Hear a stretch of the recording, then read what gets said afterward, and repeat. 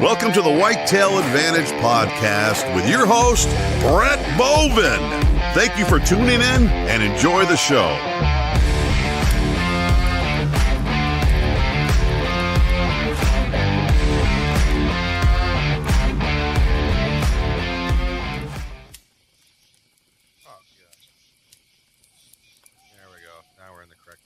Stop blowing up the fucking group chat while I try to do the intro here. It'd be greatly appreciated. Thank you very much.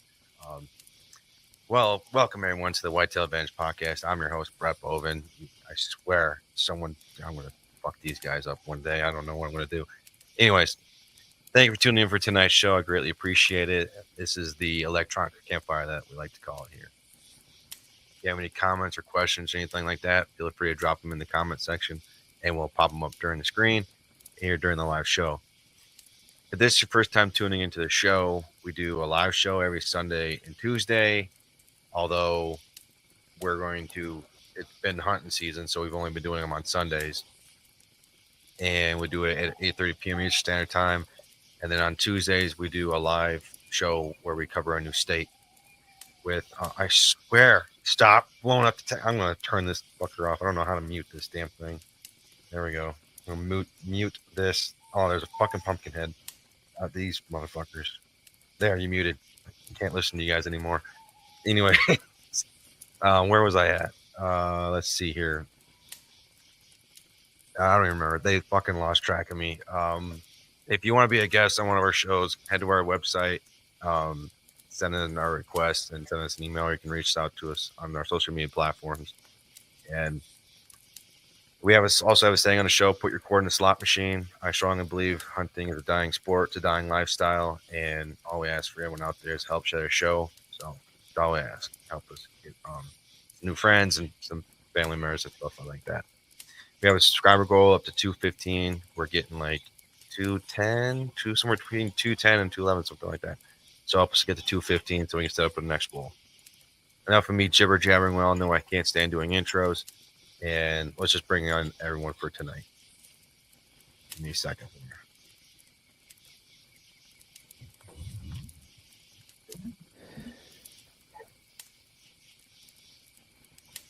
We are doing it with one left hand. Hey, there's everybody. Hey, what's going on, everyone? Oh, Yo. wow. Shocker. All right, we also have our guests here with us tonight. I didn't even say that in the intro. I'm sorry, Caleb. These guys are fucking assholes. I can't even do a good and the group. I'm just along for the ride. It'll be great. So everyone, tonight on our fucking words, I swear. One day I'll figure them out. I don't know. Big pumpkin head. Now he's all fucked up. Pretty much. Our guest for tonight's show is Caleb. He's run his own page. Did I say that correctly? Yeah, a tasso. Yep. That's he's here in the Michigan State, the great state of Michigan as well, not from that stupid state.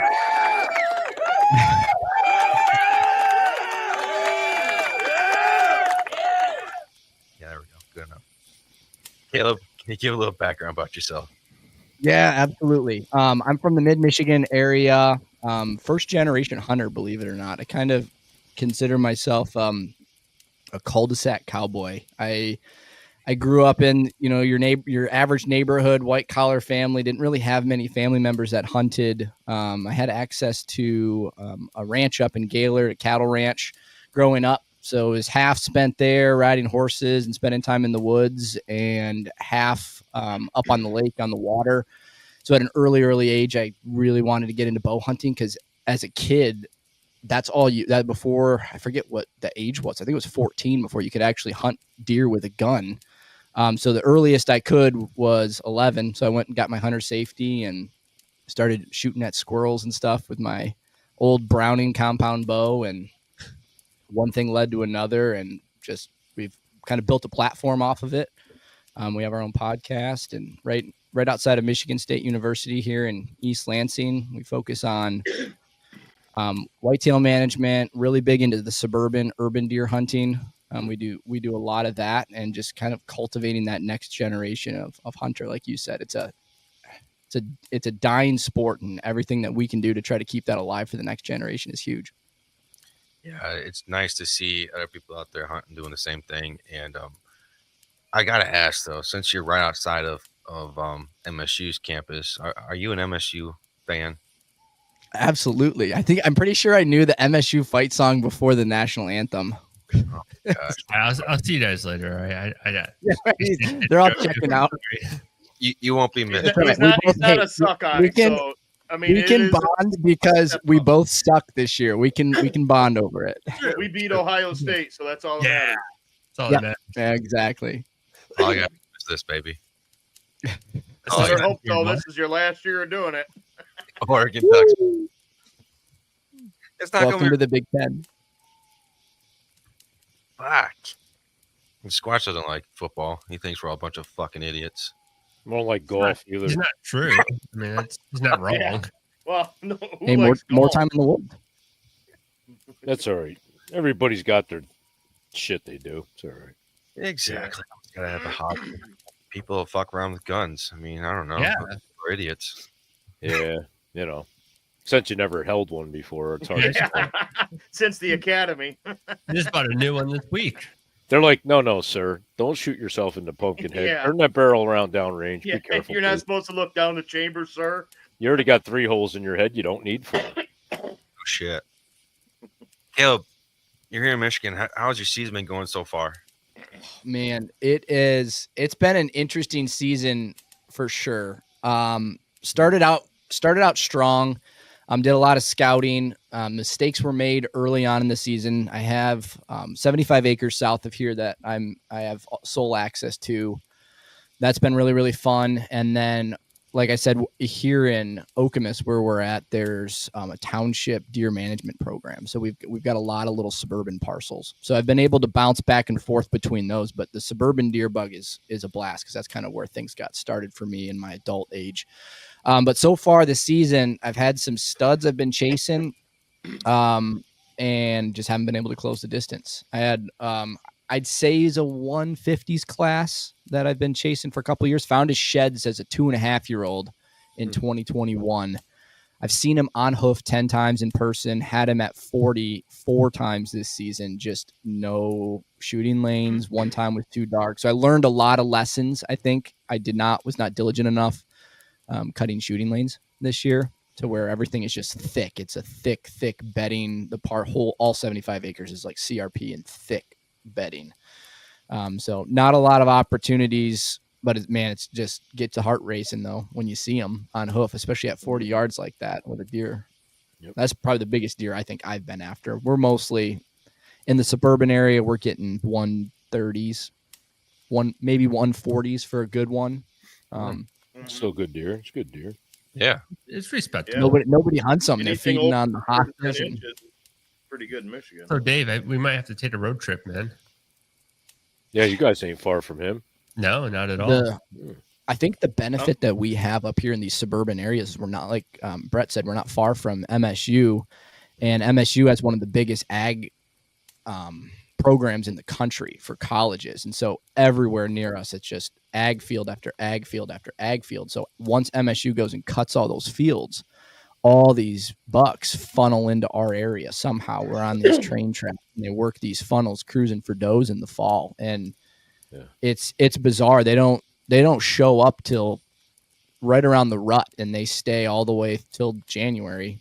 And we find sheds all the time walking through township property and stuff. It's just a blast. It's the suburban aspect definitely gets us the itch. When you got a lady walking her dog 50 yards to your left, a guy mowing his lawn 100 yards to your right, and you're staring down the barrel at a 125, 130 in the middle of the suburbs is pretty cool. That's Yeah. What's your ag consist of? You have soybeans or anything like that out there? Yeah. Down south where we're at, the property south of us, it's all 75 acres of bedding, and every side is surrounded by ag. So there's alfalfa to the west. We got rotating beans and corn to the east, and then rotating beans and corn to the north and south. I'd say the closest ag field to our house here is probably 1.5 miles away, and it rotates as well. Beans and corn flip-flop every year. It's weird. They disc it up and then they plant, I think, wheat or something late wheat? season. Winter Yeah. wheat. Yeah, probably It's a bump. probably Yeah. winter wheat, They're bump. late season after they cut the beans and corn. Yeah. So yeah, we got really lucky with this piece of property. We had no clue the deer were here when we bought the place, and all I wanted was 30 acres and a pole barn, and the good Lord was looking after me and Nice. threw me a bone. Nice. He's Heck good at yeah. that. He's good at that.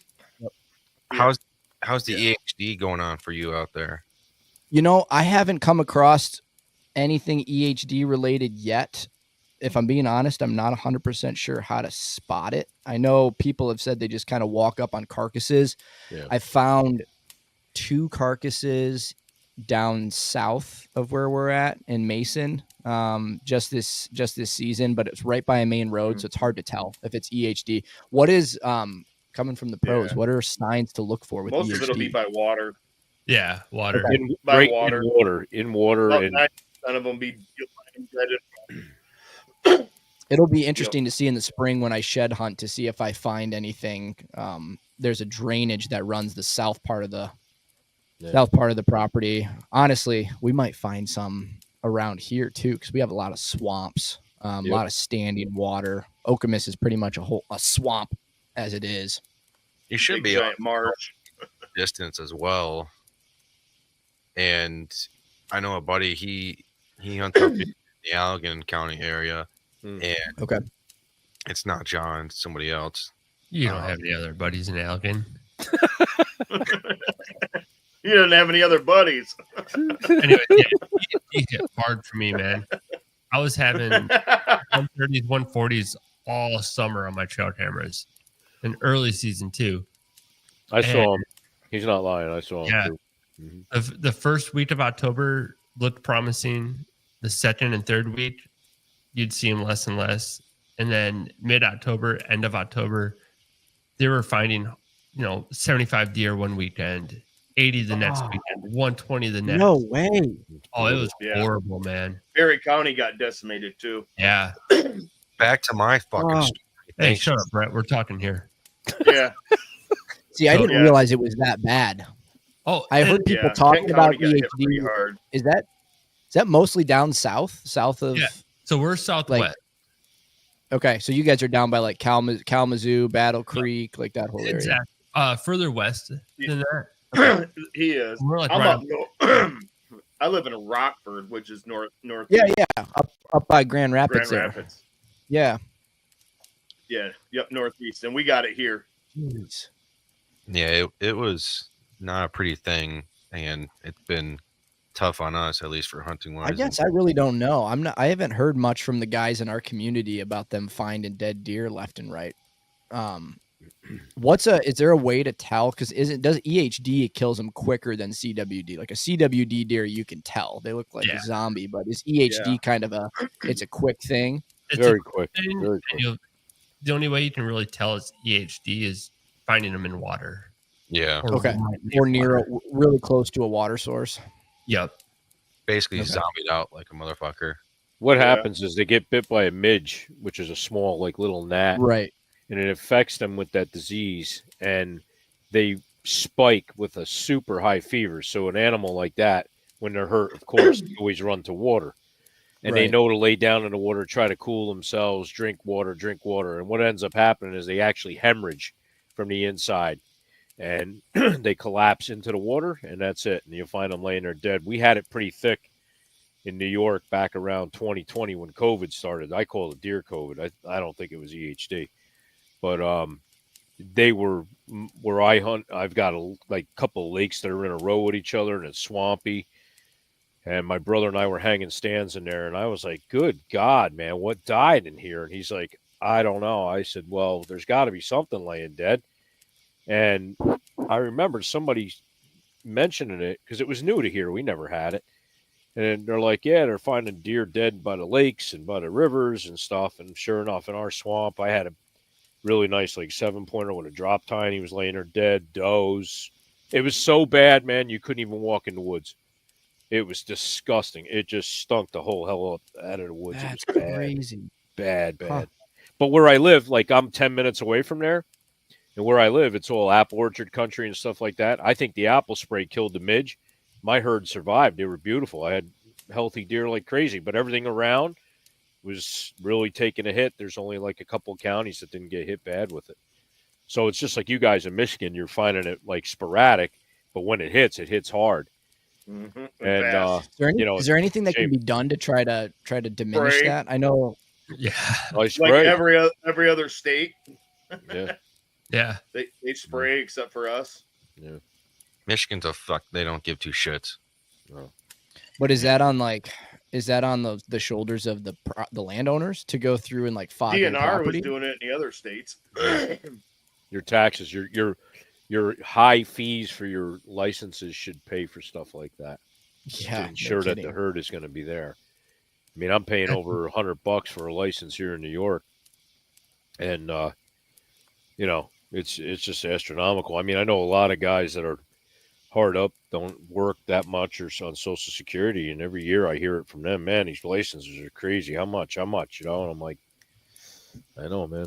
It sucks. Do you think Michigan's letting the EHD just do its thing to try to cut down on the deer population because it's just over and out of control right now? Well, it's possible. I mean, for the fact that they're giving out late season, hunting all the way to January 31st in the zones that are hit the hardest.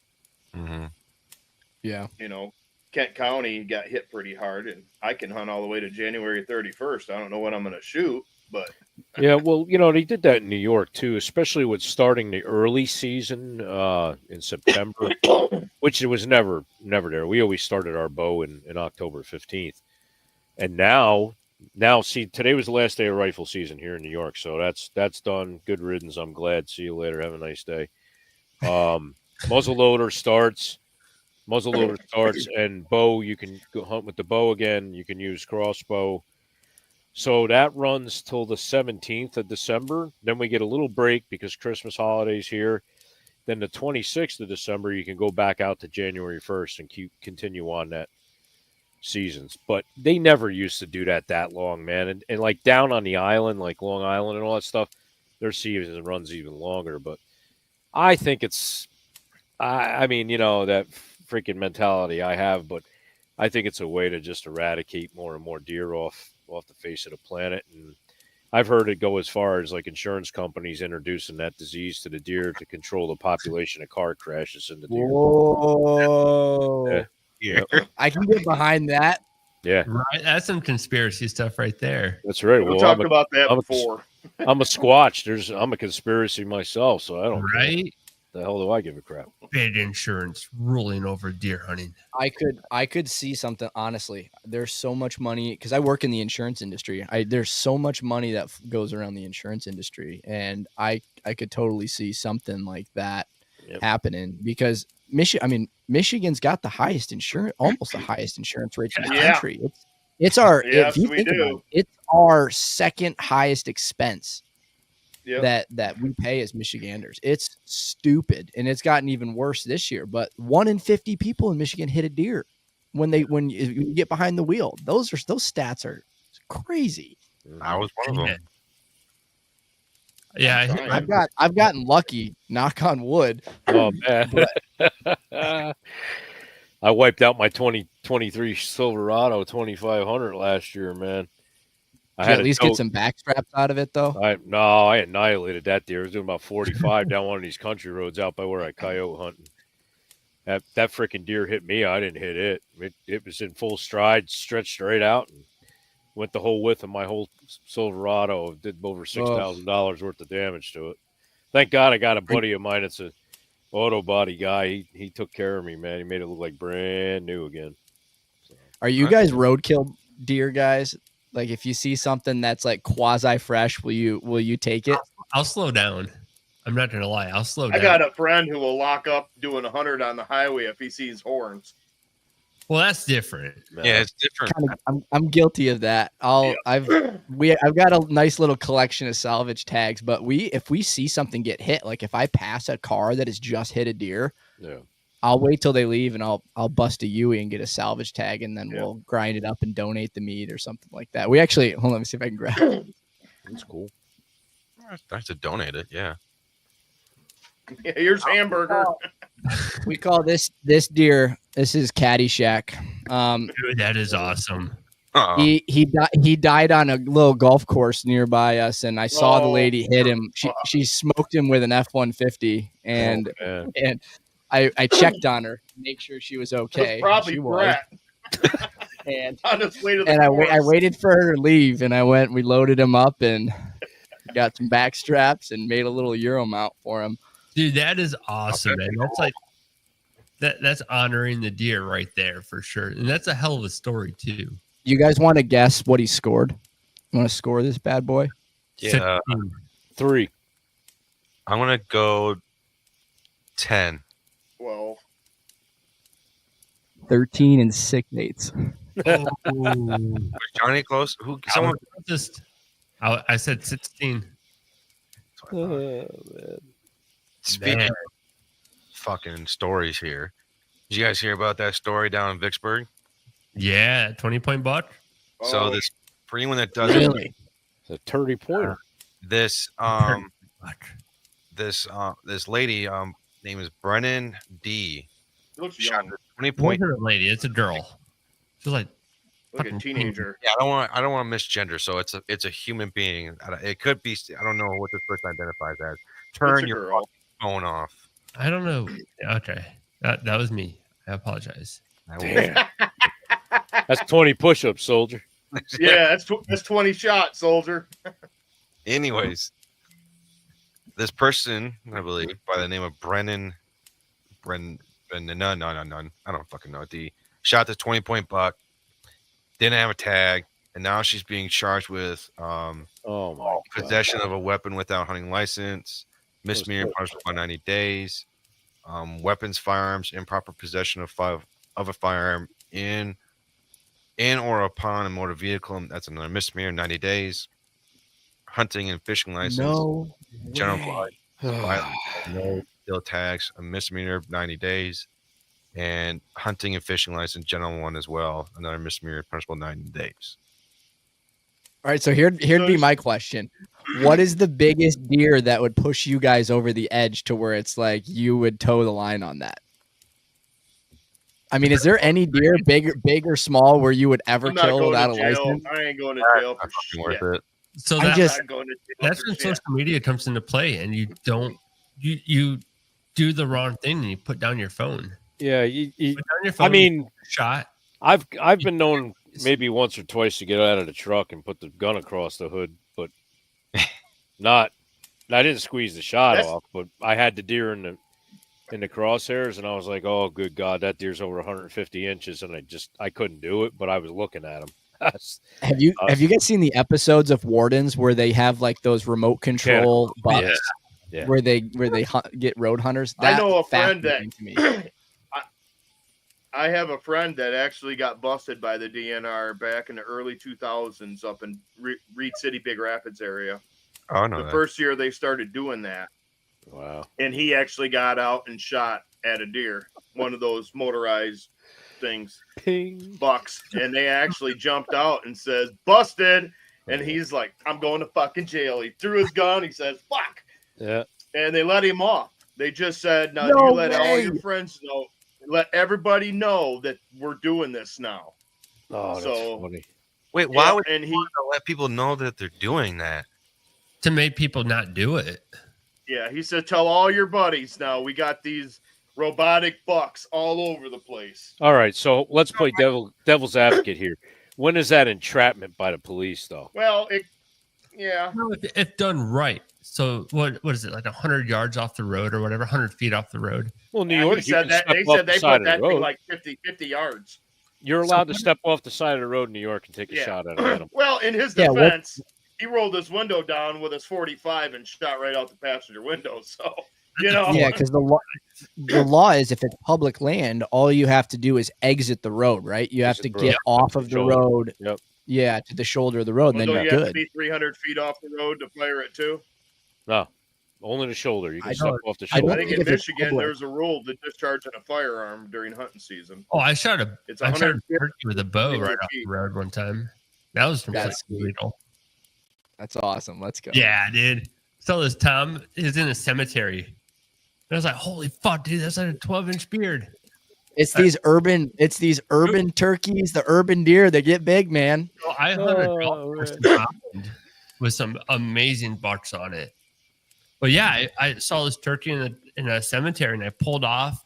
I got out and I went around the cemetery, like around the backside, and this turkey's just hanging out. And I'm like, I have my bow, might as well try. And I shoot this turkey with the bow, and I'm just like, holy fuck, cool. Throw him in the truck, drive to work, process him there at the work. My boss is like, what are you doing? I'm like, I shot this turkey on the way in. He's like, what do you mean you shot him? I said, yeah, I pulled off on the side of the road. I saw a turkey, took my bow out, went up, got it. He's like, so you got completely set up, walked out and shot this turkey? I'm like, yeah. He's like, I'll never understand you guys. Like, he doesn't thunder anything like that. Like, dude, this is a badass turkey. Hell yeah. Can you imagine the people in the freaking cemetery, dearly beloved, we're gathered here today, and here's Johnny. Whack. Popping out behind the headstones. Exactly. Yeah. All of a sudden his head plops right off. They're like, what the hell? What's the legality of that, though? It's only illegal if you get caught in that situation, I think. Yeah. There you go. Yeah. So it's a cemetery that's surrounded by state land, which technically I shot. Technically, it's state land then. Oh, yeah. So you're good. 20-yard shot. I was in state land. I mean, That's awesome. bird tasted good, man. So Good to whatever. It's haunted. You have any bad dreams? I feel like that night after you ate the breast, were you like levitating off of your bed? Dude, I slept like an angel, man. Nah, he just saw a pumpkin head running around. That's all. That's right. Oh, Yeah, fuck. that's right. Yeah, Brett was at your house too. Scratch it on the window. I can't stand Pumpkinhead, you fuckers. We're gonna help you get over your fear, Brett. That will never Yeah, happen. we're all gonna dress like Pumpkinhead when we're down in Indiana while you're sleeping. Yeah. And wake you up in the tent. Yeah. Hope Are you guys got taking a trip? Yeah. So yeah, we're trying to start out some public land down in Indiana for next season. Down Nice. like Perry County. It's almost basically Kentucky border. Mhm. I think that's in May we're going. Yeah, we're gonna go in May and do some scouting, set some trail cams, and then go back during opener week. And They once got some big deer in Indiana since they switched. to Yeah, I one got a buck buddy state. that goes down there and comes back with some. Dude, some monsters. You want? So I was looking at some stats the other day because we were so frustrated by Michigan's harvest numbers. So I compared all the neighboring states: Wisconsin, Indiana, Ohio, Illinois, to us. Right? I think Michigan we've killed 50,000 more bucks than does. From the Michigan stats. I looked at Wisconsin, Ohio, Indiana, and Illinois. Every single one of those states are 50-50. Even Really? even buck to does, and like that's why they have big deer. Like they are killing equal amount of does that they are bucks. Yep. Some of them we only get one buck tags, which I wish we would go to that. Oh, Because man. I think it's like here's the thing I don't it's like understand. 80%. Yeah, it's like 80% of the people that buy the combo use the combo. Yep. Yep. I mean, it's really, really 80% low. fill it with $2, you mean? Both Yep. tags. Oh, I heard it was way lower than that. Maybe I heard it's only 20%. Only 20% of people who buy the combo. Yeah, I think fill Caleb's it right. with one. 20% will use it. 80% will never use both. Never tags. fill Yeah. both. Yeah. It never filled both. Which is crazy because like if we've killed 158,000 bucks in Michigan, imagine if we were filling both of those with bucks. I mean, it would just be detrimental. Not only that, but the other 50% of that would be amazing sized deer. 4 on one side. I mean, that'd be Didn't they propose they proposed a $1 option at an NRC meeting this past They turned that year. shit down so fast. Yeah. Even Uncle Ted brought that up to him. Yeah, Ted brought that, and they just told Ted he was basically didn't know what he was talking about. shut up, you Motor City Chuck man. Ted Nugent. stuff like Yeah, you don't know shit. You're a madman. It's frustrating because a lot of the NRC meetings actually meet in Lansing. So we go to quite a few of them and we sit in on them, and there's a lot of guys that are concerned about this same stuff, but there's no urgency. I mean, like what's the tipping point? Does it get to the point where, I mean, they've talked about trying People to stop buying sterilize those. It's just, it's think about like, I heard a stat the other day. Michigan's got the most in the Midwest. I think Michigan's got the most public land, yet no one wants to come here to hunt because we don't have anything worth hunting. I think Allerton County alone, if I'm not mistaken, is like 37,000 acres of public land. Wow. That's in one county. Yeah, the Manistee National we just Forest. Don't manage our property. So New York statistics, nearly 210,000 deer harvested. And it says 224 antlered bucks, i.e. adult males, and an estimated 97,557 antlerless deer. So that's where we fall into that category. It's still not terrible though, compared to where Michigan's at. I mean, I think as long as you're within that like 10 to 15,000 range, and that's reported. Yeah. Who the hell knows how many more got, Yeah, how the many big people thing too actually with Michigan. Go ahead, sorry. No, go. The big thing with Michigan that I found out too is with our antlerless numbers, that's including the crop deprivation tags as well. Yep. So how many tens of thousands of those are included in that number? Yeah. So it's even worse than we think. Yeah. They pat the numbers to make sure they look good and that they're trying to. Well, they want you to shoot does, but then they raise the doe tag price. Yeah. And not everybody has. Our tags are free for the doe. I would say, what are a lot of money? You want to just buy doe? Oh, you can buy as many as you want. Yeah, you buy 5 of them, you got $1. It's when you buy your big game, you're allowed 2 doe tags right off the bat. Then after November 3rd, you can go and pick up like 2 more, and it's no charge. Well, I remember when I lived in New York, it was like you'd buy a buck and a doe tag, and you'd get a free bear. Like, you get big game it's just considered big game. So you get your deer tags and your bear tag here. Yeah. Why is this like shocking news to me that you can get tags for fucking free? Are they like just over fucking populated then? Yeah. Yeah, no, really that's how it is. And where I live, it's considered 3M is our DMU. 3M doesn't have an antler restriction, but if you go just a little bit further towards the west and north, 3J, 3C, it's 3 points on one side. But here you can shoot whatever. It doesn't matter. So, and what do you guys think is holding?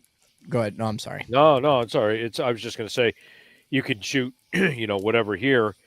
I try to keep it at 8. I like an 8-pointer, unless it's some monster huge 6 or something. But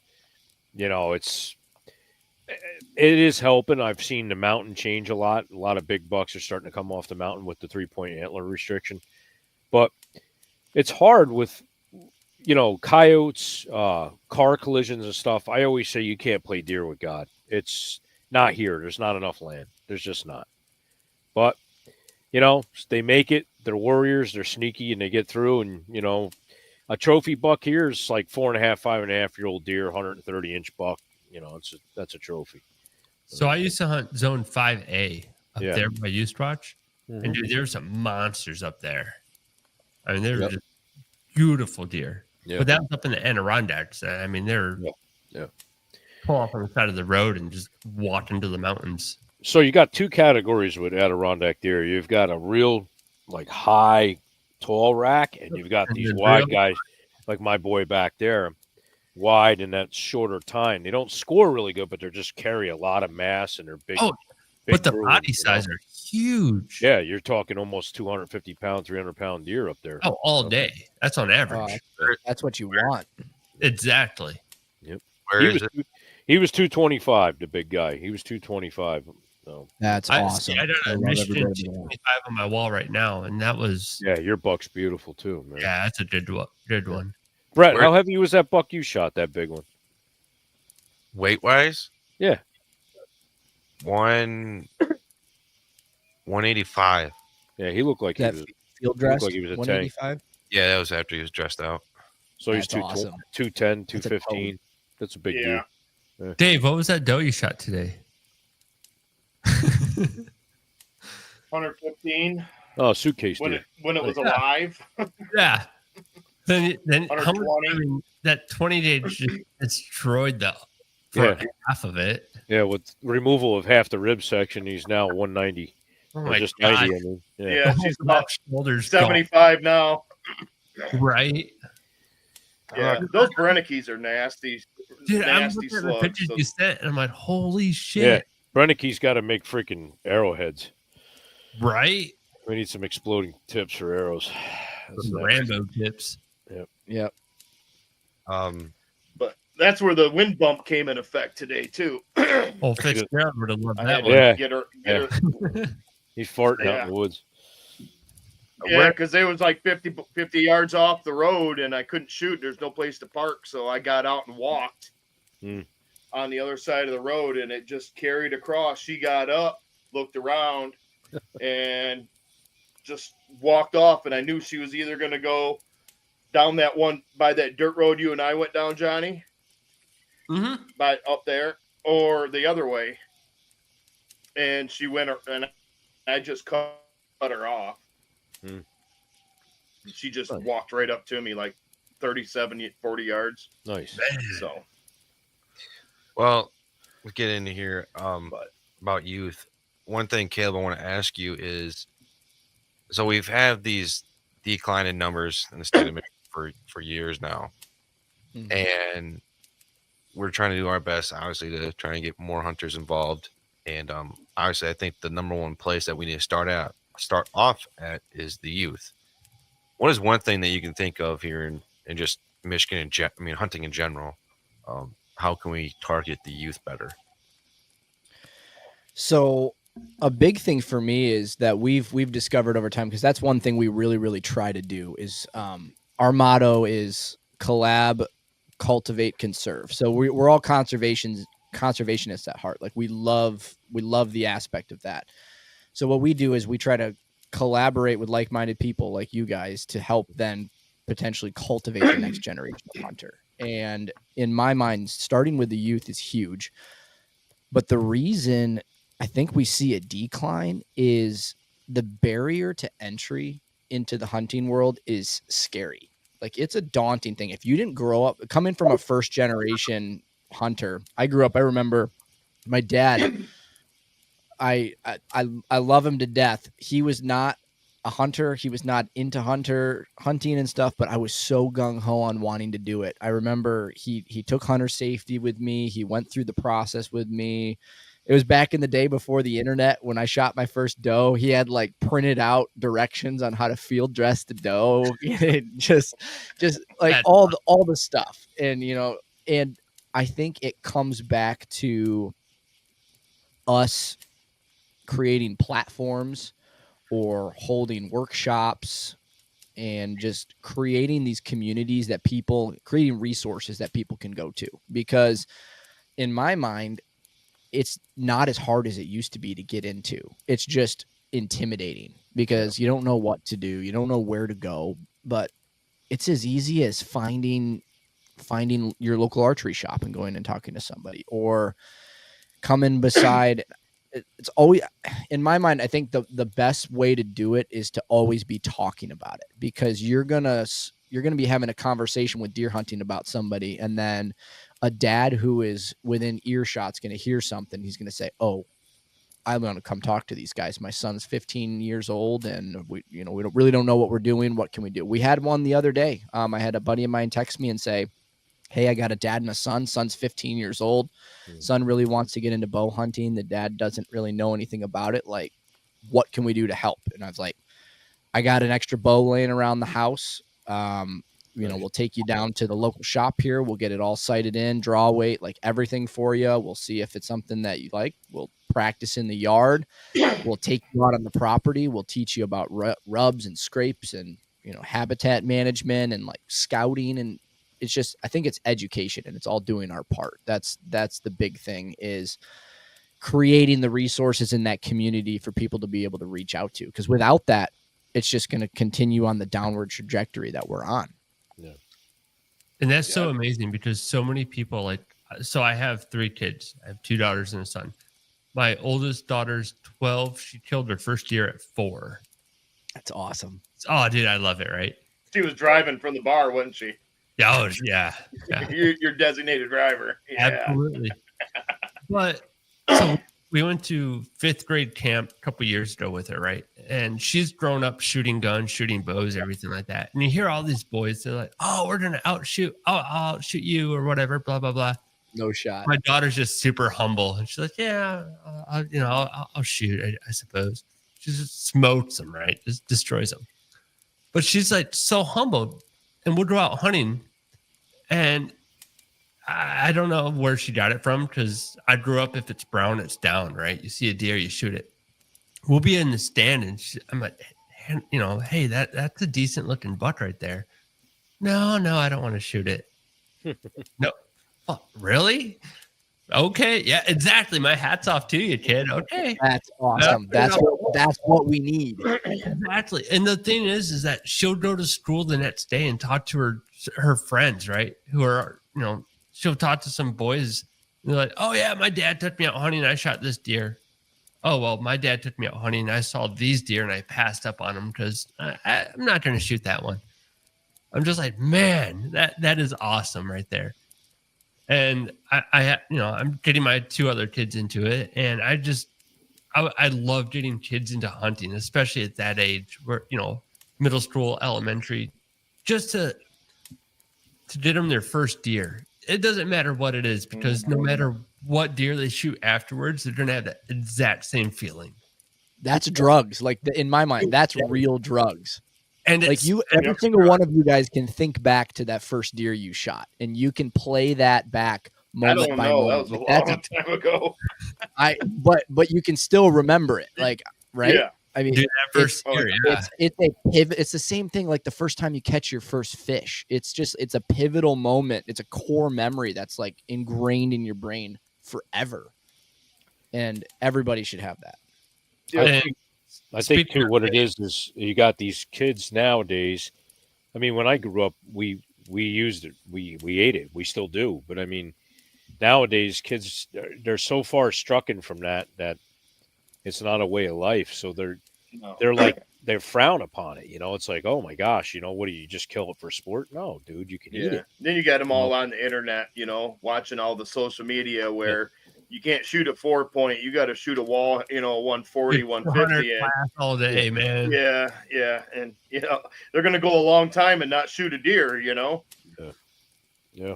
I mean, the chance of seeing one, you just. In my mind, I do feel like to a certain extent, though, like we need more of that. If we want to see the herd health of Michigan change, we got to educate people more on APRs and just.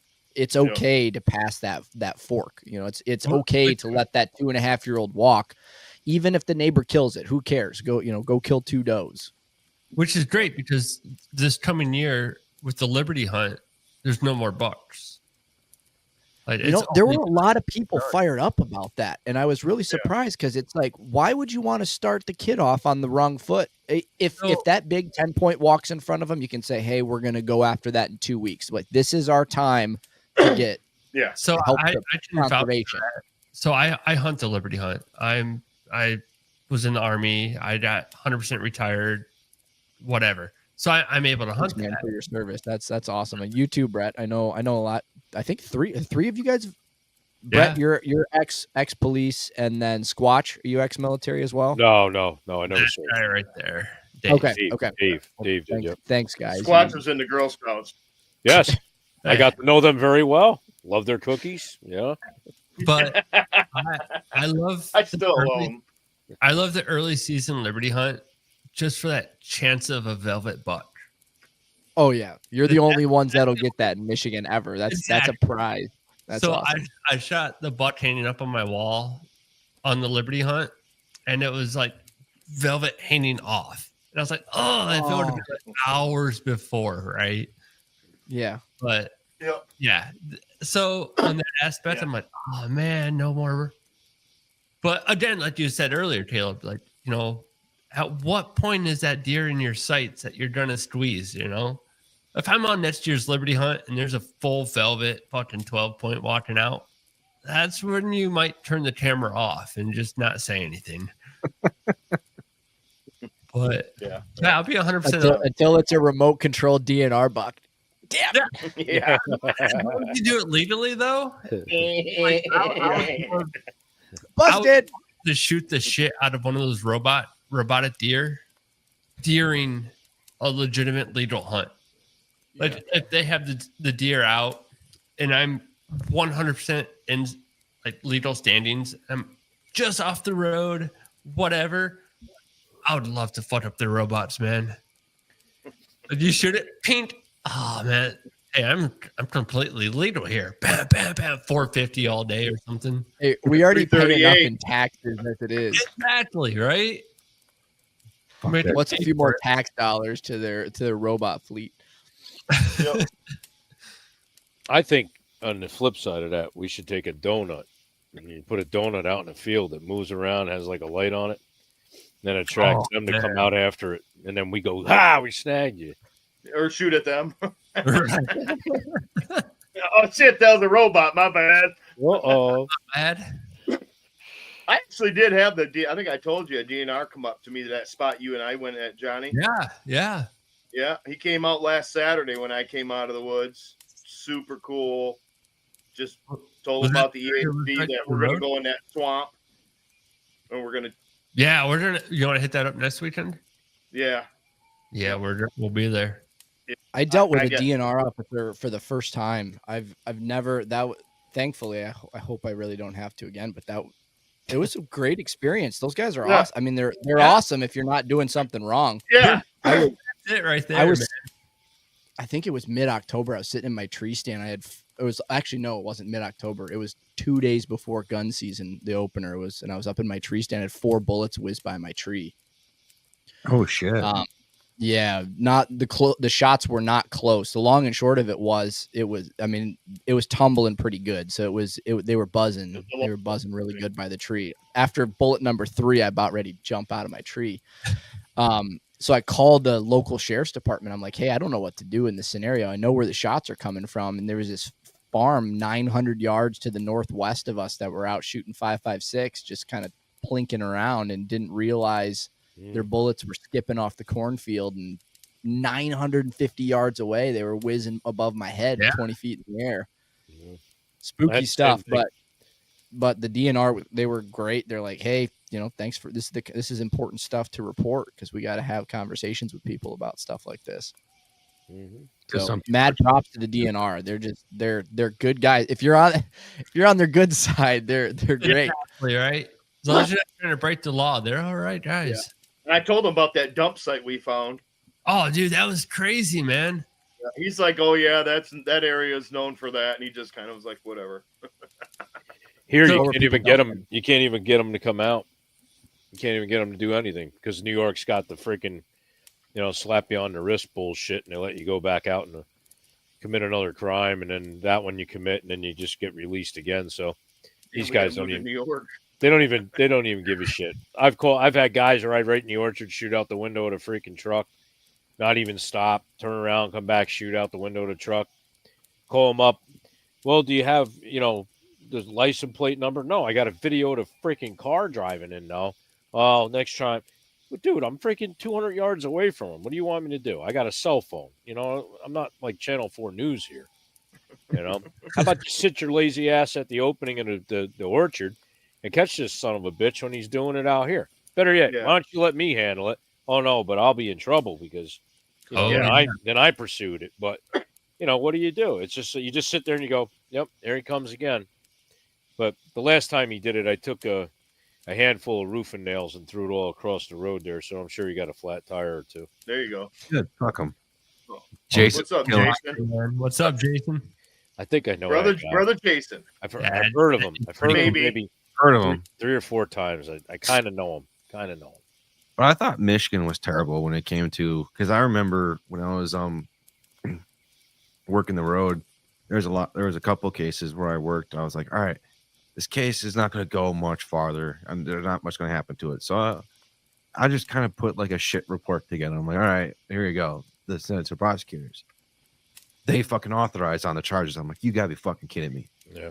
And then where I'm thinking, all right, there's gonna be something major, okay? And I go like the weather, the moon cycle, the sunrise, and I do like all this fucking shit, this report, and I'm like, all right, I was standing here at 122 and 3 milliseconds picking my nose. And anyways, I put this amazing report together. Damn, we're not gonna authorize on it. I'm like, you gotta be fucking kidding me. And I had to find out in New York, they basically are just letting people go. Yeah. Oh, you killed somebody? Oh, that's okay. Go Yeah. back out in the world. Yeah. It's okay. We'll forgive you. Learn better and do better next time. Yeah, that's what they're I'm doing. like, I thought Michigan was liberal as shit. No, New York's 10 times worse. We got you beat big time, man. New York and California are the highs. And it was funny because my wife, she made the comment to my dad. He was like, what happens if you put all these libtards together in their own one little state? What would happen? My dad said, it already has one. It's called California. Yeah, pretty much. Whatever California does, New York piggybacks. Yeah, they follow. They follow. Whatever if it's good enough for California, hell, let's bring it in New York. It's all right. Only because I think they follow each other mainly because with that one chick from California, she was in the some old lady. She's a fucking bitch. I couldn't stand her. She was in the House or Senate or something. Yeah, she represented California in the government. Ginsburg? Not Ginsburg. No, not Ginsburg. Her husband was attacked by a hammer. Dude with a hammer. Nancy Pelosi. Oh, no. Yeah, Pelosi. And then isn't it Schumer from New York? Yeah. Chuck Schumer. So they basically are just like, okay, oh, you're doing that in New York? Okay, I'll do that out here in California. So that's why I think why they basically piggyback off each other. Well, I mean, Michigan and Ohio do the same thing. Yeah. Back in 2020, when COVID hit, when Ohio shut down, fucking Whitmer was right behind them. What happened in Indiana? Not a damn thing. No. We got to drain the swamp. That's right. It's funny, but how like Ohio is very red, but yet at the same time they do very blue. Very red. But there's 9 counties that are blue. Well, you Wayne, Oakland. Exactly. Yeah. All of Detroit. Yeah.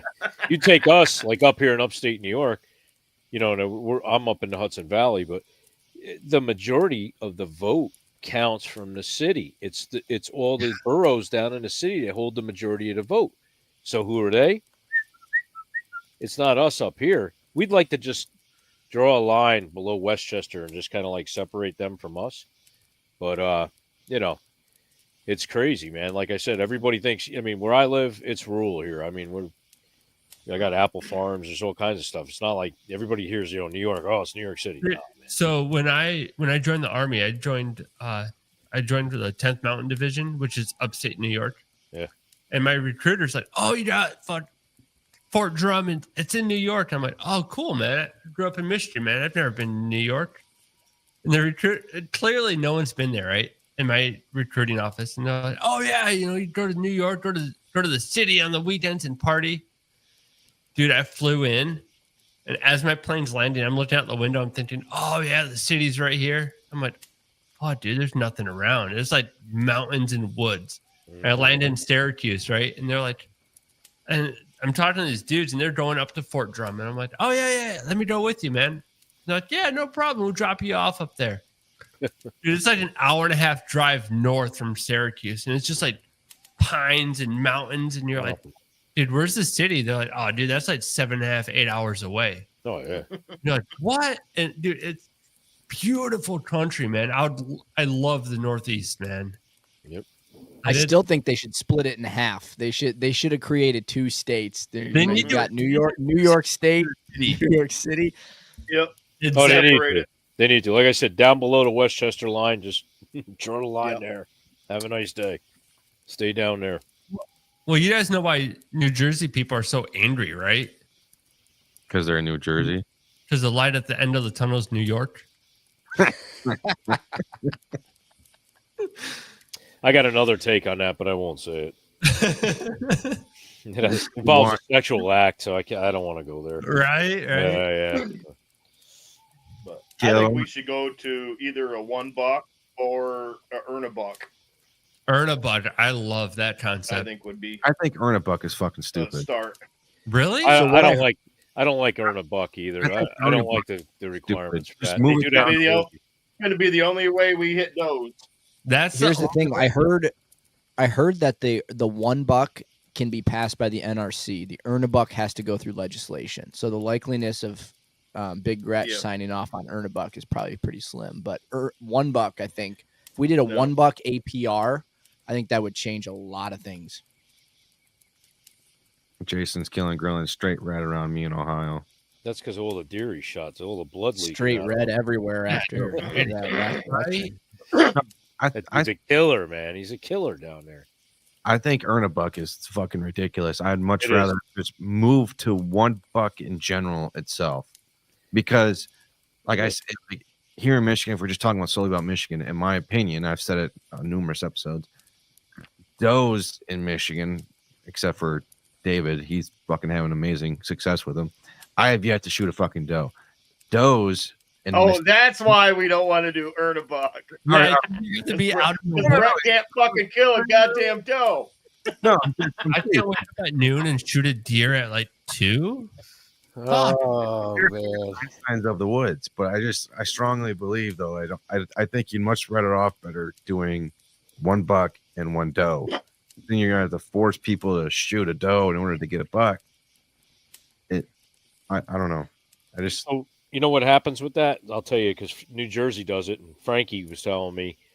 He said there was times years ago that they would shoot doe, bring it back, take the other guy, let him take the doe into the check station, and you're not really solving anything by killing the does off. Guys had ways around it, just like everything. There's ways around everything. They'd share the doe. Like 5 guys would take it in for 1 kill, and you know what? You're not solving anything by that. And it's a real pain in the ass, because you're telling somebody they have to shoot a doe when it's hot. They may not have the requirements needed to cool the deer down. A lot of animals are going to go to waste. A lot of guys are just going to get fed up and not go out. I say put it in effect that if you break the rules and you don't shoot a class buck, put an enforcement on it or something like that. Make it more restrictive that way. Bring check stations back. They don't even do check stations anymore. So if you want to hold that rule, make it that. Do that. Make these guys get out. Like I said, they don't want to do anything anyway. But what do you guys think would incentivize people to kill more does? Like that I think is the problem in itself. Is nobody wants to kill does. Social media. Here's the thing, though. Even if you're right, there's nothing cool or pretty about shooting a doe unless there's something good tied to it, and that's where guys like Tim Bootsma over in Grand Rapids up in Holland doing doe patrol. If that you're going to your property and you're killing 4 or 5 doe, and you have the option to donate it. Like right now, we've got Michigan Sportsmen Against Hunger. Like we've got that organization, but the processors are really limited. Because they have to be FDA approved and they have to get inspected quarterly. Like nobody wants to go through that. Right. So we don't have a lot of donation options, but if there were more options, and that's half the reason I don't kill a ton of does. I'll kill 3 or 4 max, but there's places I could go kill 10 and fill every doe tag that I can buy in Michigan, but I don't have I got to drive 40 minutes if I want to donate them. Kind of thing. I just wish there were more options. If you had cheaper tag prices and more donation options, I really think we can make an impact. There's a lot of guys that want to shoot deer, and they want to help the population, but think about the work involved. You got to gut them. You got to gut them and field dress them. You got to take them somewhere to donate them, or they don't even want to do that. So they're like, I don't need the freezer space. I'm going to kill my $1 and 1 doe, fill the freezer, and then I'm good with that. It's just. It's got to be a mindset. To my house. For every buck that I kill, I try to kill at least 2 doe behind. That's awesome. That's huge. Try to kill even the guys killing the small bucks. I'm like, if a guy came to me and said, "Hey, I killed a forky, but I killed 5 does," good on you. If you absolutely. Yeah, you got to control the I don't population. care if you're killing small deer. It's the guy that goes out and he kills a 4-key and a 6-point, or a small 7-point and a 4-key, and says, they're meat. Meat's meat. But you're passing up does left and right. Right. That buck that you shot was chasing 2 does right in front of your stand. And honestly, that mature doe probably weighed 30 pounds more, 40 pounds more than that 1.5-year-old you killed. Make it make sense to me. We get some horses. We get big ones here, man. I try to get those 150, 180 pound doe here. Michigan have big doe. I mean, because no one's killing them. You can find a 5.5-year-old doe. Oh yeah, throw anywhere. Throw a baseball, you'll hit one. Yep. I think one of the main reasons why a lot of people aren't shooting does is because, obviously, one with the hunting numbers going down, but social media. I've said that countless times. Yep. Going out there it seems like a hunting page is starting up left and right nowadays, and if you're not shooting a buck so that we can put it on your platform, then they're like, well, you're not shooting big bucks. I don't want to watch your page or anything like that. And I say this reference all the time back in high school, where it was like, oh, you're dating so and so. Is that on Facebook? Are you Facebook official? No. Well, then it doesn't really fucking matter. People are out there trying to shoot the bucks as much as they can, and they don't get tickle my throat. They don't want to shoot the does because what are you going to get out of that? Obviously, on social media, a buck is going to get you 500 plus likes compared to 20 likes when you shoot a doe.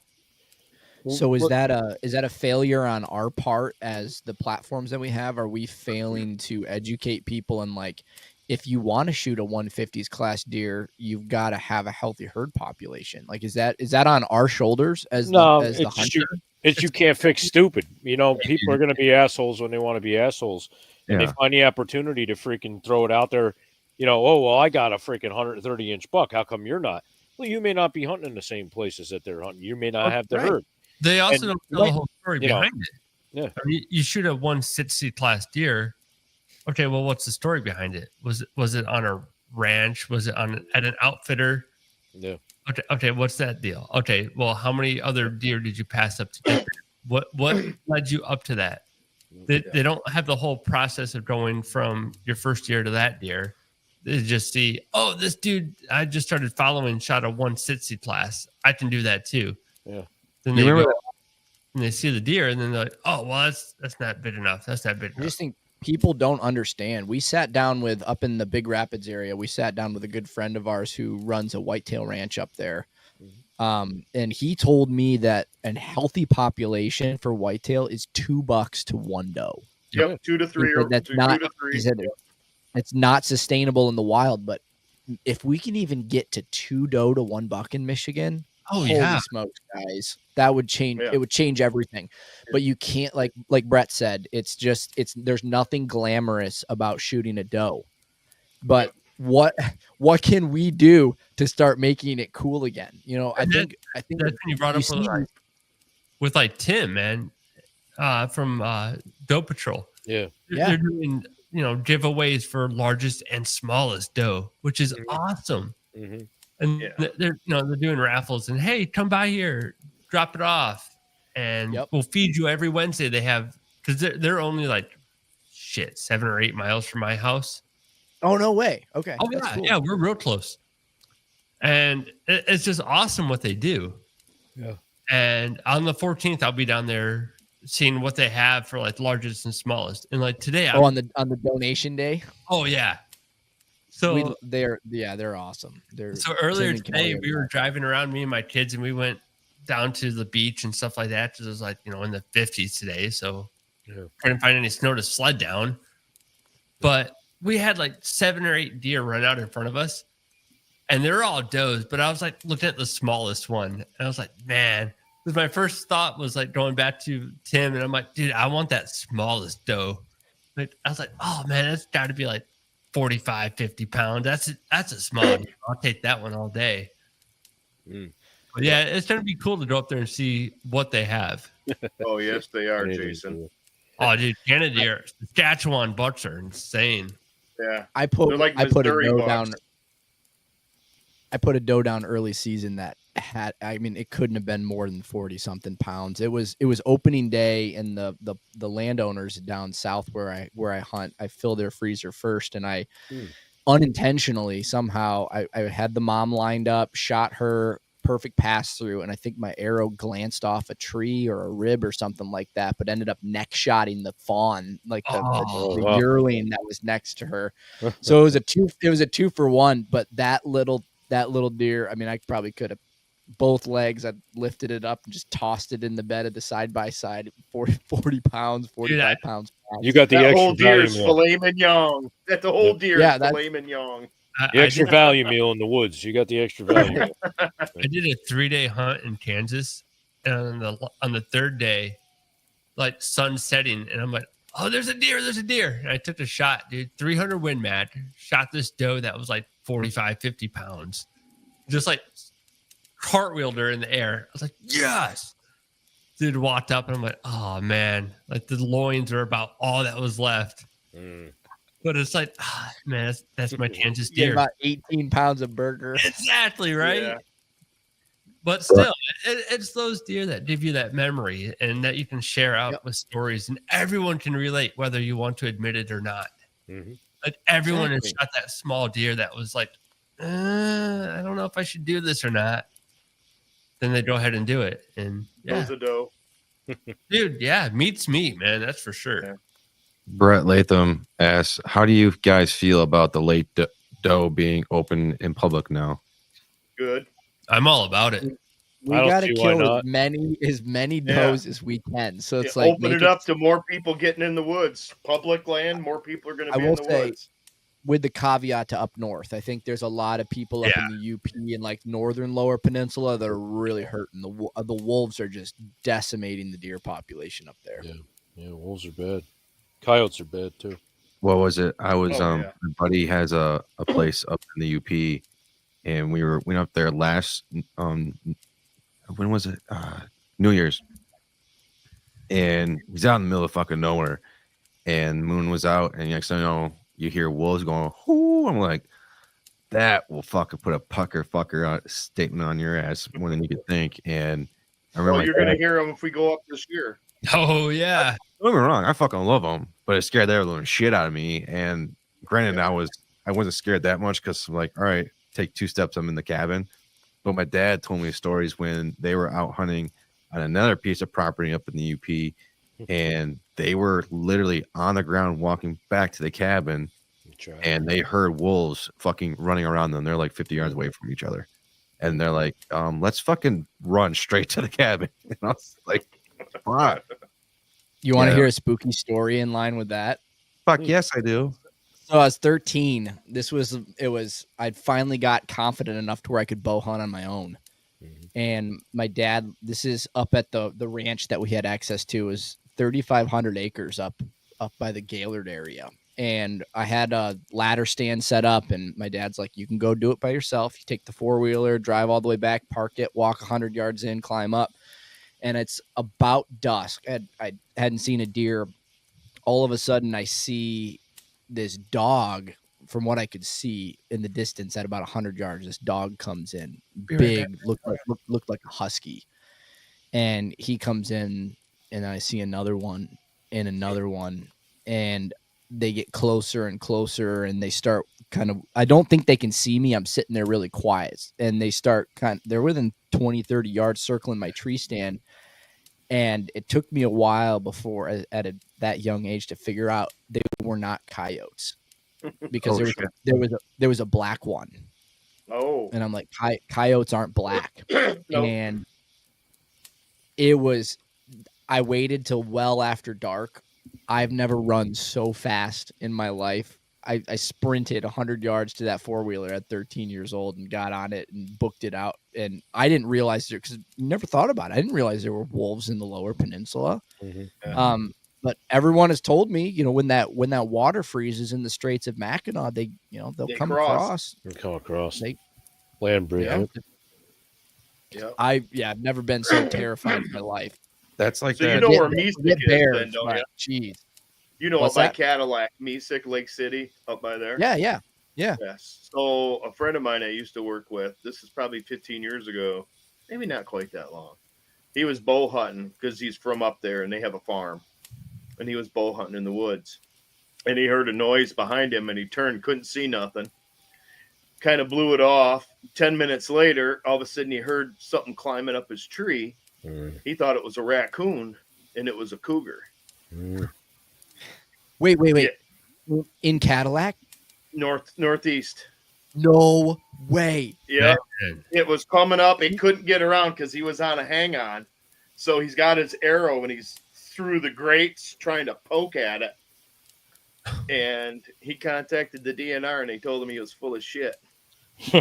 There ain't no cougars down here.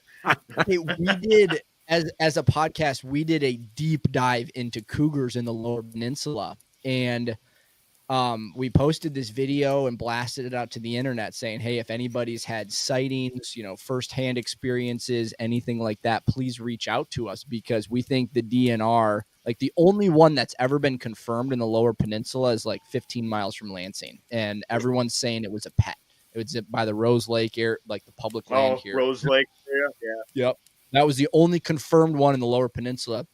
We got 50 plus messages from people with trail cam photos. The scariest story we ever had is there was a farmer near that area that you were talking about. And this farmer he was a cattle farmer, and he said he kept finding like claw marks on the backs of his steers. And he's like, this is a big cat. It's not a bobcat. And he called the DNR. He's like, I've got a cougar who's hitting my cattle. And the DNR said the same thing. You are out of your mind. There are no cougars in the Lower Peninsula. And he's like, all right, well, I'm going to take matters into my own hands. Go out there with a thermal, kills the cougar, calls the DNR back and says, hey, I have your what now? I've got it here. Come get it. And here's your collar back. Yeah.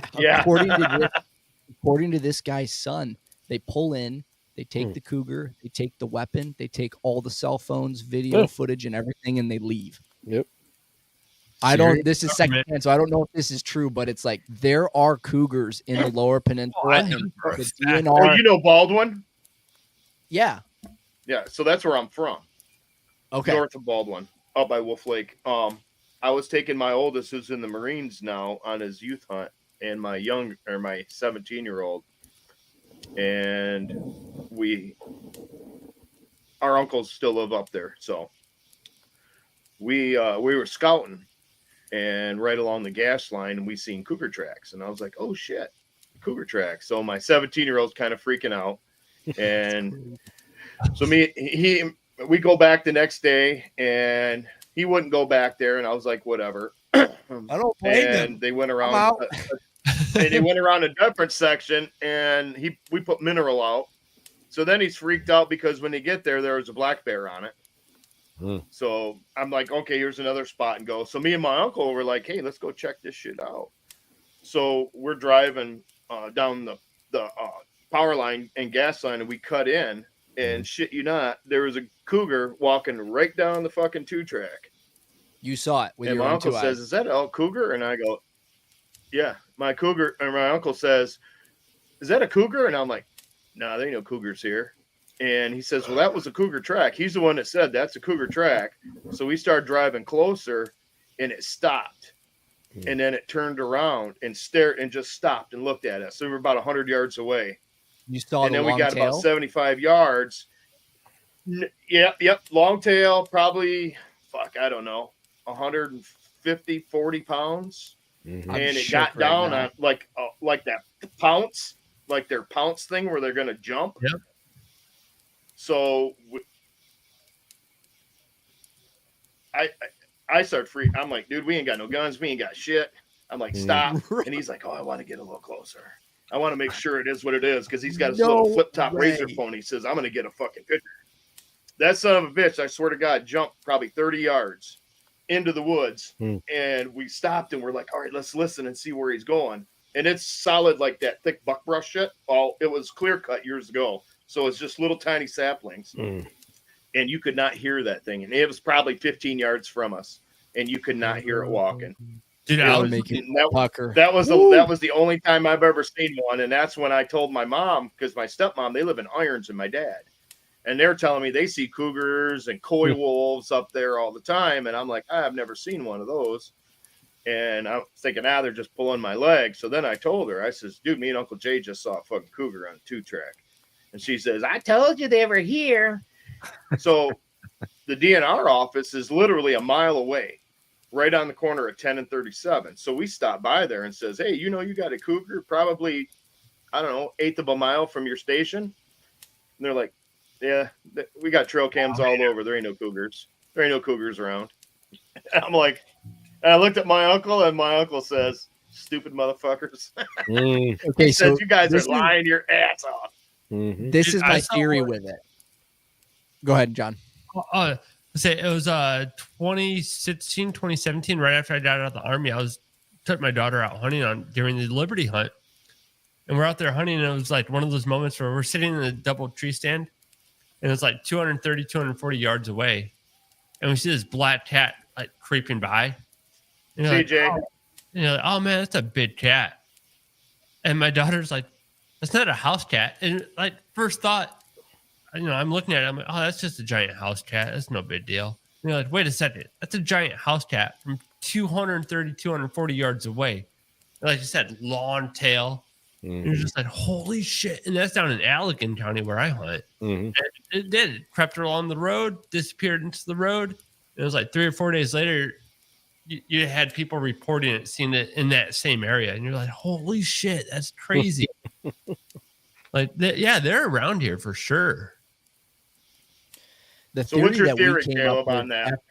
after doing studying on it and stuff, the theory that we came up with is as soon as the DNR acknowledges that there are an active like breeding population of cougars in the Lower Peninsula, it's going to be a PR nightmare for them because they're going to have to open a whole new branch department of the DNR in a team to they're going to have to come up with a management plan for them. So you've got that aspect, and then you've got also the factor of how many suburban homeowner people with fluffy pets. little dogs are going to be losing their minds over something like that. Like farmers are going to be like, whatever, people in rural areas or whatever, but your people in the suburb areas, as soon as there's confirmed cougars, I mean, that's the biggest predator. We don't have to worry about black bears unless there's cubs involved. We don't really have to worry about wolves and coyotes. Like that's an apex predator. That's and I think that's the DNR's biggest nightmare is as soon as they have to confirm it, it's all downhill from there. Somebody's killed by one. No, there's that wolf that was killed right down by us, Brett. Right. Yeah, in Battle Creek. It was that coyote hunter, right? That it was mistaken identity. And the DNR's throwing the book at that dude. Yeah. Which is crazy. Because I do a lot of predator hunting, and when you got a thermal, you see white, you see stuff. It's glowing. You can't tell. There's been a lot of domesticated dogs shot with guys with thermals. Right. I don't use it. I use a thermal to scan, but my ATN is just night vision, and that's crystal clear. You have positive target identification with that. And that's what I like about it because far out, you can't tell a domesticated dog from a coyote. See, you got a Thor, don't you? No, I got AGN. Oh, okay, because I got the Thor, and it's the same way. Out past 150 yards, it's just a red blob. and blue blob. Yeah. You can't tell what it is. Yeah, my AGN, the mono that I got for that, I use that just to scan back and forth. But as soon as I got something that I see it's got a heat signature, I throw that down and I pull the ATN up and I'm on them. I'm pretty sure that's I think it was killed during the day. Yeah, I'd say it was killed during the day. Oh, no kidding, really? Even the guide so the actual hunter, even the guide himself thought it was a coyote. A coyote. Yeah. Right. And they were just like, it's just a really giant, big fucking coyote. Mm-hmm. But they crossbreed. I've got hybrid coyotes here. A coyote coyotes were mainly out west, and what they did was they migrated north, and then they came east along the Canadian border and crossbred with wolves. And the coyotes that I've shot and killed here, they have the mandible in their head that a wolf does. So they've proven that they've have that capability to crossbreed with wolves. No lie, I know it sounds like a freaking joke. If I had better stuff back when I did it, I shot a freaking coyote that was 75 pounds here. And I shot a 7-point buck about an hour later. And I had them both on top of the 3-wheeler, and the coyote was laying on top. And he was almost as long as the deer. And when I came out of the woods with it on the machine, my father was like, "What the hell did you shoot?" I said, "Dad, I thought it was a wolf." I said, "I swear to God, I thought it was a wolf. Look at the size of this coyote. And his feet, I'm telling you, and I got big hands, but his feet were like that." Yeah, you do, Daddy. Yeah, you know it. So anyway, like I said, but you know, I've got tons of pictures. I mean, even stuff recently over 50, 55 pounds, easy here with coyotes. They breed. They call them coy wolves up north. Yeah, that's what we call them here. I got coy wolves, but they have that mandible, like it's that ridge. It's a pressure ridge in their skull. And I when I started coyote hunting, getting into it, I did a lot of research on them. I learned a lot just in the biology of the animal itself. And I read how they came from out west, went north, came east, and they were able to crossbreed with a lot of the wolves. And we get black coyotes here. We have black coyotes here. Yep. Fucking weird fucking animals. Caleb, we're getting down to the end of the show here. So I got some rapid fire questions here I want to ask you before we let you go. Okay, brother? Let's go. All right. First one. Besides hunting, do you have any other hobbies? Oh boy. Yeah, I've got a mixed bag of hobbies. I love watches, cigars, sailing, just kind of like trying everything. I've just got a boatload of hobbies. Hunting and bow hunting and archery are definitely the main one, but never afraid to try something new. What type of bow do you shoot? Right now I've got a Matthews V3 that we got when they first dropped them, and I love it. I've had my eyes on some of the new ones that have come out, but it's still tried and true. We love those bows. Gracie Bratz, me. That was the comment she made, was me. Me. Yes. Also, my wife is my hobby. She is Gracie. Oh, that's your wife. Oh, okay. That's my wife, Gracie. All right. She's the best. This place we have here is a revolving door of dudes around the clock. We have an archery course here at the house, the podcasts, and so she's probably the most supportive wife there could be when it comes to stuff like this. I love her to death. Oh, that's outstanding, man. Very nice, man. All right, so you can only choose one. What weapon would you choose if the end of the world was here? Oh boy. Are we talking what kind of end of the world are we talking? Are we talking like zombie apocalypse or nuclear apocalypse? You got to survive and shit like that. Yeah. As much as I hate crossbows, probably a crossbow. Because you got either a crossbow or a compound because you got reusable ammo. At some point what about with a rifle. 22 LR? What's that? What about a 22 LR? Okay, yeah, well, yeah, 22 LRs. If you had a good tactical 22 LR, Little Ruger 22 Win Mag. With how much ammo is out there, yeah, probably a 22 LR with 22 LR with a can and an ACOG. Yes, sir. Obviously me again. Yep. Yeah. Gracie Bratz is me again. Brett's like, finally someone with a bow, and I'm like, here you go. What about a 22? Damn it. I'll still do with the shotgun, man. That's a good one. What wild game animal is on your bucket list to hunt? Oh, elk for sure. I would love to. Yeah, I've been putting in preference points for Wyoming and stuff. I'd love to. I know using outfitters can get pretty pricey. I would love to do some kind of like self-guided trip what I would do. With three or four guys out in either Wyoming, one of those out west states, Montana, Wyoming. Find a good. So, on a side note, December 10th, you can call in for Idaho at 10 a.m. Mountain Standard Time. Mm-hmm. You can call in and get your non-resident tag. This is the last year for them. Oh, really? Right. That's what I heard. Yeah. So I'm doing that. I already have my alarm set, my fucking work alarm set, everything. So I'm definitely calling in for that. But You're gonna remind us good to too, know. right, Knucklehead? oh, you know it, man. All right. You know. Where was I? What is a wild game animal you want to try? Ooh, that I'd like to try. I would love to try. I know you guys had Jesse Anderson on, and we had him on the show, he talked about how the guides and stuff he was working with, they turned a hippopotamus into Swiss cheese that was like charging them. I would love. He said it was really good. I would love to try hippo. Just like something super exotic that not a normal game animal. Yeah, something you can't go hunt or get. Yeah. Can't buy in the man. store. Yep, exactly. Yeah, I kept something saying, like, not in the giraffe States. Yeah, right up there with Johnny's giraffe neck roast. Hell yeah, why not, man? I've had wildebeest. I've had fucking all sorts of crazy food. I still Love don't. The hippo, I like that one. What has been your favorite state you've hunted and why? I have only You hunted travel. in Michigan, Oh, yeah. and I have not branched out yet.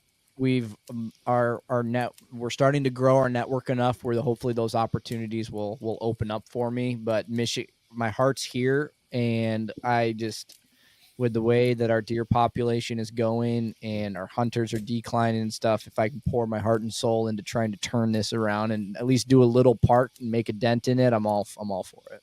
That's right. Go blue. Shut the fuck up, John. I had to throw that in there while I could. Yep. Yeah. Um, I think the mentors and the parents got to step up for that. Yeah. For Yep. the kids. Yep. And if Yeah. we can be mentors for the people who don't know and they're trying to get into it, Yep. I'll gladly be one of those. We got to do our part. What is the top state you want to hunt next then, and why?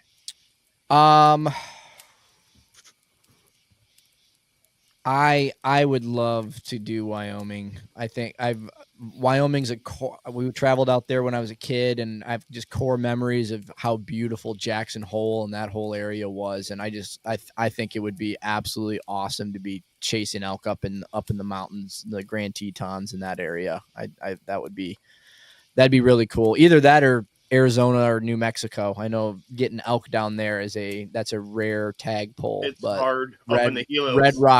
Red Rocks would be sweet. I think that would be really, really cool to Yeah, it hunt would. down there.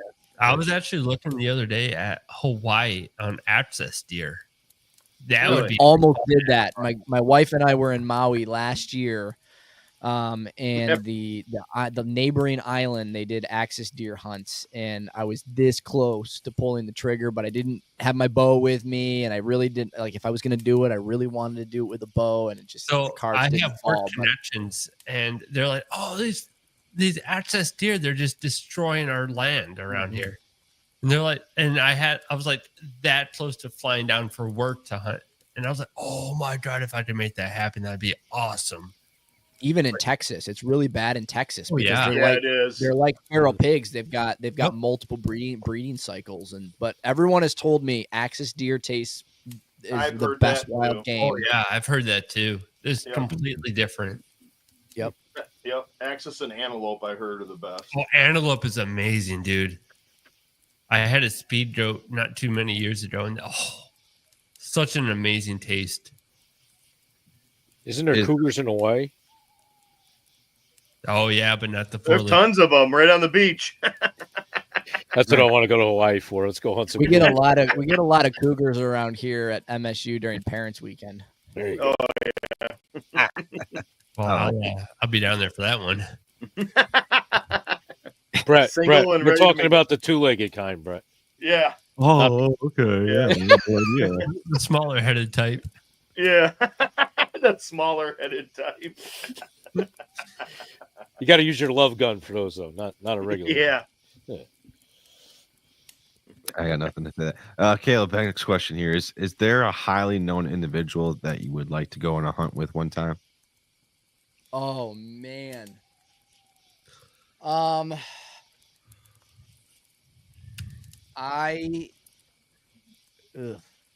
There's so many that come to mind. I would it'd probably be a 3-way tie between Joe Rogan. Definitely me. Yeah, yes, Joe Rogan, my wife Gracie, or John Dudley. I'd love John Dudley I'd would like be to one go. of mine. Yeah, I'd love to go with Dudley. I'd love to go with them both, or like Cam Hanes and Haynes was Joe on that Rogan list. at the same time. I feel like you get the experience with Cam, but then you get the amazing, hilarious part of Joe. Yeah, but do you really think that they're that way in the deer blind? Like when everyone's trying to be quiet and serious and wait for that deer to come in, do you really think Joe Rogan's cracking jokes? Because I do. I seriously believe he is. That's what I do. But can you imagine them having Brett? They'd be like, "Wake up, I'm just Brett. thinking of Brett and him in a Brett. blind together. Brett, you got to wake up. The animal's out there, Brett. Hurry up. Wake up. He's here. Shoot.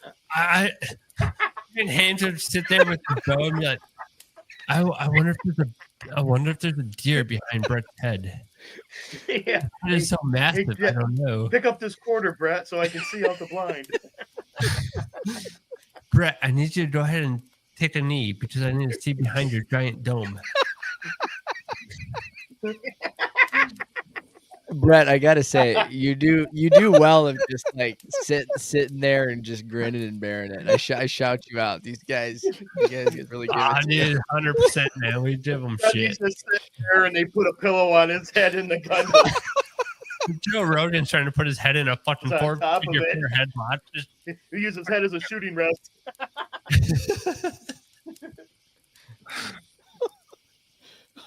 At least we're not talking about golf. Oh, you had to say the G word. Well, yeah. There he goes. If you guys see a shirt that says hunting, which it should say, I dream. I think it says quilting. So Caleb, just to fill you in, we found out when we first got on this podcast together with these guys that Brett was that little Scotty Cameron? Brett was 25 before he actually knew that real golf courses didn't have windmills on them. And 32. Oh boy. Yeah. 32 before he came a Yeah, he was shocked. He was totally in shock. He couldn't believe it. Yeah. What? If he shows you, you can see the whistle on the end of his putter. Oh, yeah. He's even got one handicap spot, especially for him, right at the golf course. -1. Remember? -1. There's a little person with a wheelchair and everything for him. Yeah. Okay. I don't really care what people think about this. I was mind blown by this. It was a couple weeks ago. I was watching this tractor show with my son, and they were talking about how like foods like bread and pickles and all this other shit come about. Bread and pickles. I shit you not. When they said that pickles are just cucumbers with water and like vinegar and all this shit, and I'm like, wait a minute. You didn't know that? I thought pickles were their own fucking seed that you went and bought at the store. Oh, I'm done with this show. That's the downfall of America. I'm done. Thanks for tuning in, guys. We'll catch you next week on Whitetail Advantage. And that's the Whitetail Field Advantage. Talk about what food is food. Ask him where chocolate milk comes from. Guys, shit. I'm literally sitting there. My son's sitting right there, and I'm just like this. My mouth is like wide open, like, like that's where pickles come turn from. around My wife is looking at me. She's like, "Are you fucking serious?" I'm like, "Yeah." Did you know that? I'm like, "Did you know pickles are just cucumbers?" Some people like their pickles cucumbered. Some like their cucumbers pickled. I'm like, "Oh, what the fuck?" And she's like, "You gotta be kidding me. You're not that stupid." And I'm like, "No, I swear to God, I'm 31 years old and I'm just finding out that pickles are just cucumbered, just pickled." And they're like, "You can pickle anything." I'm picturing your wife every day dealing with you. Hold on here. Cucumbers. Are they pickles? Oh, he's got his... Okay, yes. Cucumbers are pickles, 100%. Yeah, I didn't know. I got to meet your wife, man. She's got to be a trooper. Special. She has got to be a trooper. I mean, He was like 19 until he realized storks don't bring babies. I mean, Yeah. Don't tell him that. Now he's gonna know. Back to the rapid fire questions here, Caleb, so we can let you go for the fucking night. Yet, where was I at? If you could bring one loved one that passed away to go on a hunt with, or share a campfire with one time, who would that be? Who would that be, and why?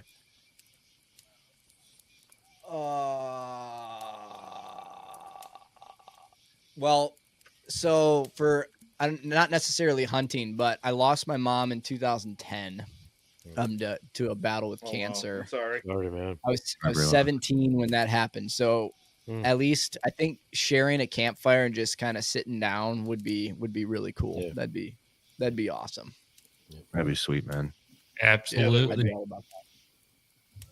How do you think we can get more people involved in hunting? I know we kind of talked about this earlier in the show, but I think the more diligent that all of us are on creating resources and just building these platforms to help people get their voices out, I think that's huge, because there may be a guy that lives 5 minutes down the road from every single one of us who's just a wealth of knowledge, and he needs that platform like this to be able to communicate that to hundreds and hundreds of people and create that domino effect. It's like a mustard seed. You know, you throw one tiny little mustard seed and then this massive plant grows out of it. I think the more that we can just keep fueling the fire and just giving people that might not be in that spotlight yet, giving them that platform to communicate that to other people, I think is huge.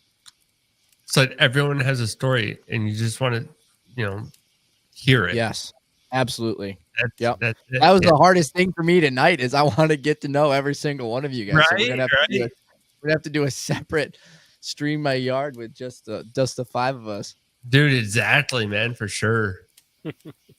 last question here. What do you think that we as fellow hunters could or should do to improve the hunting community as a whole? I want to say try to diminish the scorekeeping of size and like shaming and stuff like that. But I do feel like there's a certain amount of that's healthy to kind of get the point across of how bad of a situation Michigan's in as a whole. But the big thing is just like uniting the guys like us that are passionate about it. We live and breathe this stuff, and uniting us with the guy who's the weekend warrior who goes out and slugs it out on public land to kill a 6-point and fill his freezer. And he just loves being out in the woods, finding that common ground to then propel it into furthering the conservation efforts that we're trying to do in Michigan. I like it. Absolutely. Well, Caleb, I just want to say thank you so much for taking time out of your day to come on the show. Again, I greatly appreciate it. I know it was a blast, guys. Yeah, it was a blast. I had an awesome time. For you that wants to follow your journey or that they haven't been doing it so far, how can they reach out to you? How can they do so and follow your journey along? Yeah, absolutely. So our main platform is Instagram. We use that a lot. It's Ataaso, ATAASO.outfitters. That's our Instagram. We post our pictures, our reels, and everything. Our main podcast is on all platforms: Spotify, Apple Podcasts, wherever you get your podcasts. We're out there. It's the Ataaso Outdoors Podcast. And then our full-length videos are on YouTube, which is ataaso.outfitters. So any questions, you want to get to know us, reach out. We'd love to have people on the show as well. We love people and we love people's stories, and that's the premise of that. So we've got a cool little underground Cold War bomb shelter that we turned into a podcast studio here, and we love having people in the chairs and just getting to know them. So that's an open invitation for any of you guys. If you want to make a trip up to Lansing just to sit down and talk with us, we're more than happy to have you. Hell yeah. I've seen that thing. Show me around. That thing looks pretty fucking badass, and the work they put into it. I'm legit 40 yards from my house underground in my backyard right now. Yeah. That's fucking awesome, man. Fucking sweet. And if you're cigar smokers, it doubles as an underground cigar lounge too. We got ventilation and everything. Nice. That's fucking sweet. Cool. Well, Caleb, again, thank you again for coming on the show, man. Hope you have a good rest of your night, brother. All right, guys. Thanks so much. Hey, See you, nice David. meeting you, man. Nice to meet you, man. Yeah, nice meeting you. Oh, man. Great group of guys right there. Again, Caleb, thank you so much for coming on the show. With that being said, I just want to say thank you, everyone, for tuning in for tonight's show. I greatly appreciate it. Let me see here. I got some new things here that I want to make sure I mention. Make sure to go to our website. Check it out right there at whitetailadvantage.com. You can book myself, book anyone from the team. And everything's set up there on the website. So, or if you want to be a guest on one of our future live shows, you can set everything set up right there, so you can go check it out. If this episode gave you some good insight, made you laugh, made you think, please hit that thumbs up, like, and subscribe. We really appreciate it. Our audio podcast gets released on Mondays and Wednesdays at 5 a.m., so make sure you stick around for those as well. And with that being said, we'll see everyone next time, and make sure, don't forget to record it in the slot machine. Have a good night, everyone. See you.